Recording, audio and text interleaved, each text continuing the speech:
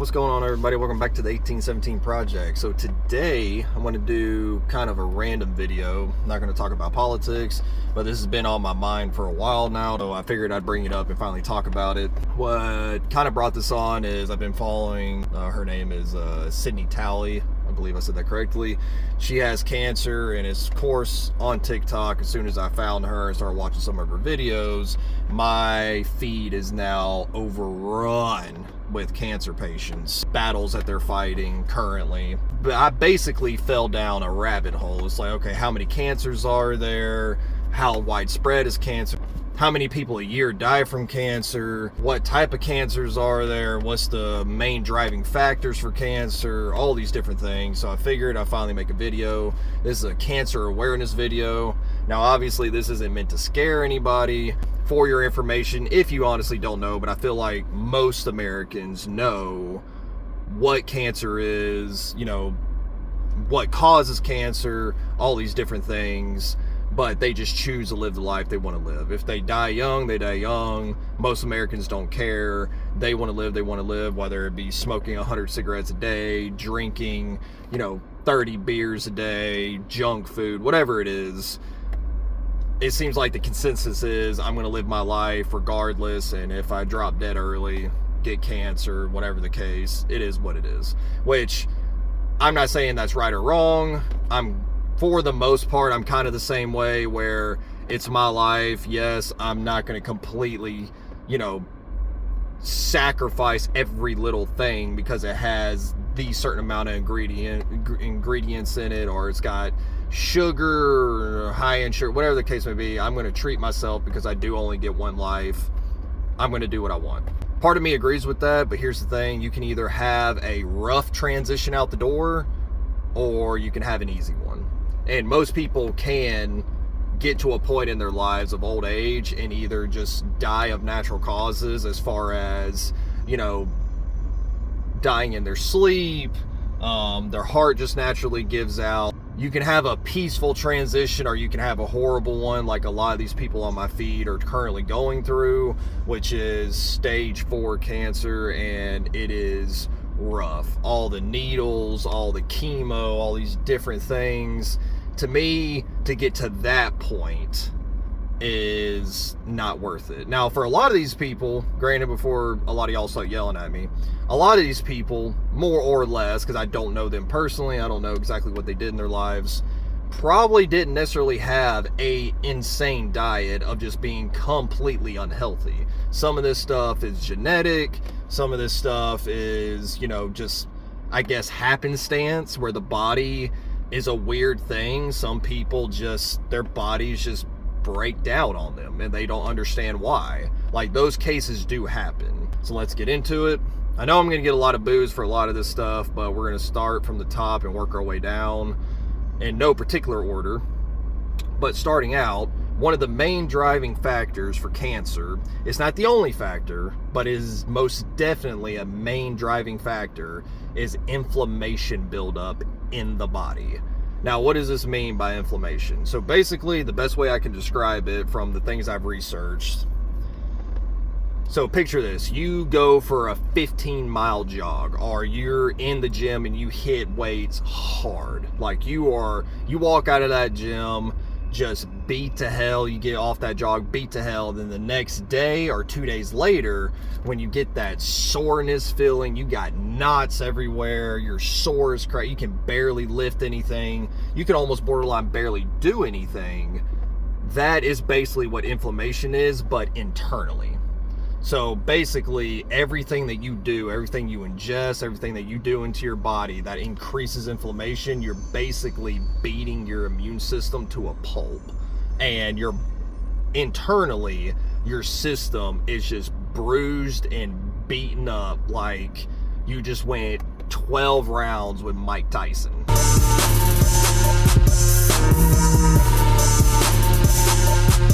What causes high inflammation in the body? A lot of this stuff we already know.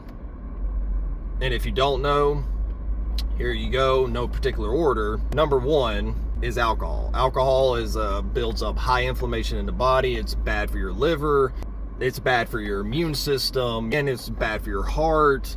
It damages important functions in the body, and not to mention that a lot of these alcohols have high-end sugar in them, so you get like a double whammy of not only the alcohol itself, which dries you out, but then you get the sugar on top of that when it comes to margaritas, ginger beers, mules, things like that you can get at bars, just beer in general, your hard liquors, doesn't matter. It builds up so much inflammation in the body. A lot of people, which yes, this is true, a glass of wine for dinner every night isn't necessarily a bad thing. I believe it helps cleanse your blood a certain amount. That is technically recommended and okay every night for dinner. But the problem is, for most Americans, which I'm pretty sure we can all agree, most Americans, we don't have a cutoff limit. Like, it is hard for most Americans to moderate. It really is. So we sit there, have that glass of wine for dinner, but then we're like, oh, I'm starting to feel a little good. I'm starting to feel a little buzz. Why not keep going?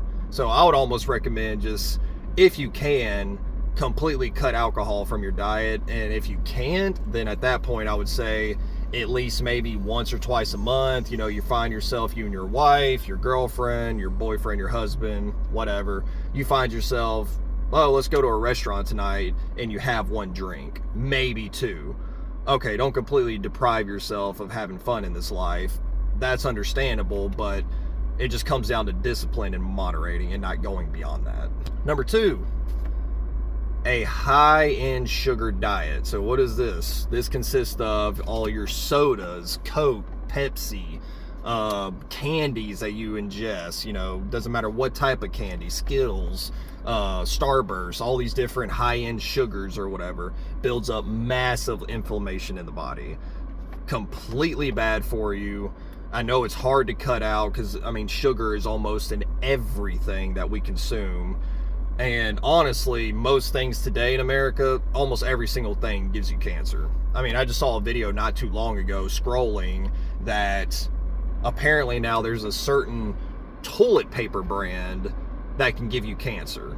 We've advanced so far medically, medical science, we've advanced so far that it actually extends our lives, through diet, training, medicines, vitamins, all these different things that we've discovered, but yet we invent things and we put things out into the market that gives us cancer. So it's like, what are they trying to do here? It's like, you want us to advance medical science and make humans, more healthy and more productive in society, but then on the back end, you're going to sit there and continuously put things out that is harmful to the community, but you do it anyway. The scheme of Big Pharma, get healthy, but also ingest this to make you sick, to where you rely on Big Pharma to spend millions of dollars in order to make yourself right again. And it's just back and forth, back and forth. Number 3, a high-end junk food diet, which we already know about. If you sit there and eat, fast food, and that goes for any of them, McDonald's, Burger King, Arby's, all these different places, fast food, because it's quick and easy, all of that junk food is completely bad for you. It builds up massive inflammation in the body, because not only are you ingesting all that fat, grease, it also, yet again, contains a lot of sugars and all these different things. And the biggest thing is that it's just processed meat. Now, those of you who don't know, what is processed against unprocessed? I've always heard about this. What's going on? I don't understand. So basically, simply put, processed to unprocessed.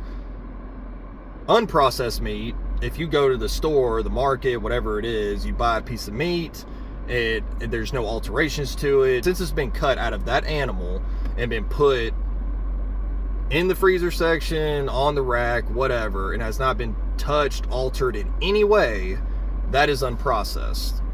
But a lot of these fast food places and even high-end restaurants, they produce a lot of processed meats, which basically means before it gets to you for you to consume, somebody else has gotten a hold of it and added high-end sodium, seasoning, high-end amounts of margarine, butter, high-end oils, all these different things before you consume it. That is a processed meat. So every single meat that you get from fast food places, most high-end restaurants, doesn't matter. A lot of the stuff that you probably are ingesting today is technically a processed meat. Well, it's like, okay, well, how do I go unprocessed? It's very simple to do, and I've just recently did this maybe 6 months to a year ago. My diet basically consists of fish, different variations of salmon. I maybe even will sprinkle in catfish in there sometimes, and chicken. Now, sometimes I will also do ground meat, but it's only turkey. Turkey is a little bit better than just normal ground beef. Turkey is a little bit healthier. I'll sometimes dabble into that. Not as often, but I will dabble into that a little bit because that is technically not classified as a red meat. That I would bring up is that a high red meat diet that mostly all you eat at night, day after day after day after day, is technically red meat, which you can do your own research of what classifies as a red meat. If that's your only diet, that's the meat that you usually consume, that also builds up high inflammation. How do you stop this? How do you decrease the amount of inflammation in your body? It may seem difficult, but it's honestly not. The most difficult part is basically being disciplined and not consuming those other things that you have been consuming for a long time. So basically, how do you lower body inflammation? One, eat more greens in any variation, whether or not you get those through pills or food. Obviously, food would be better than pills. So definitely go greens, as far as like vegetables, whole vegetables, things like that. Consume that. When it comes to vitamins, the one thing I added to mine is omega-3 fatty acids. If you're not getting that from fish, you can go through vitamins to get that. That is very good for you, for your whole system. It's good for your heart. It's good for lowering body inflammation. Another thing I added to my diet is turmeric. Turmeric and curcumin. That blend, that is also very good for lowering inflammation in your body.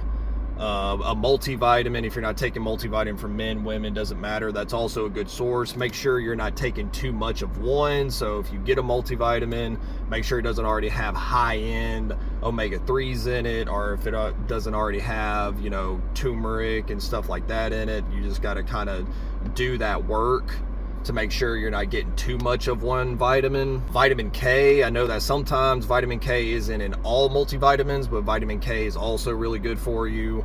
It helps, actually, if I'm not mistaken, it's supposed to help break down or get rid of all the crap and junk from your stomach, the foods that you consume. It basically helps direct the nutrients and gets rid of the bad, and helps direct things and flush out things through your system and gets things where they need to go. And really, it's just trying to change the little factors of your diet. Like, truly, just the little factors in your diet that seem, but yeah, it's just making those small variations that will go a long way, and starting earlier rather than later is the best thing. If you want to do your own research, hopefully this opens your mind up to it, just to kind of dive in. It doesn't work for everybody as far as like what pills, what vitamins to take, what food to eat, things like that. But I will say that it happened recently, like 6 months ago, to a year now, possibly. Apparently, colon cancer is on the rise in young adults. And like I said, this isn't to scare anybody. Live your life, do what you want, but just remember, a lot of people aren't afraid of dying, and that is true. I truly feel like a lot of individuals aren't necessarily afraid to die. They're not, and if you are, you got to remember, it's not the fact you're dying, or that you are going to die, is the scary part. The scary part is the process of dying. Because dying is easy. You get shot in the head, lights turn off, you get flattened by a bus, all these different things. The dying is the easy part. We don't fear death, what's on the other side. A lot of us have faith. A lot of us believe that we're going to explode into, dust and particles and all these different things, and we're gonna go back to the universe. You know, whatever you believe in doesn't matter. We don't necessarily fear death itself, but we do fear the process of dying. Case in point, as stated at the beginning of the video, you can either have an easy transition out the door or a very painful one. The process sucks. Working out, here's a secret that no one really talks about. Nobody actually likes going to the gym. Nobody actually loves to jog unless you're a psychopath. Okay, I do my best to work out. I do my best to jog. It is awful. Okay, it is truly awful. But what I can tell you is, after I get done jogging for 5, 10, 15, 20, 30 minutes, whatever it is, and I just feel like garbage in between, like, holy crap, I want to stop because I feel sick, lightheaded, this is awful, why am I doing this, I hate my life. By the time I'm done jogging and I get off, chug water, take a hot shower, get the sweat off of me, and then I get out and I start to relax, I feel a billion times better than I have felt in the past couple days. Because that's basically what the body does. You're basically helping your immune system.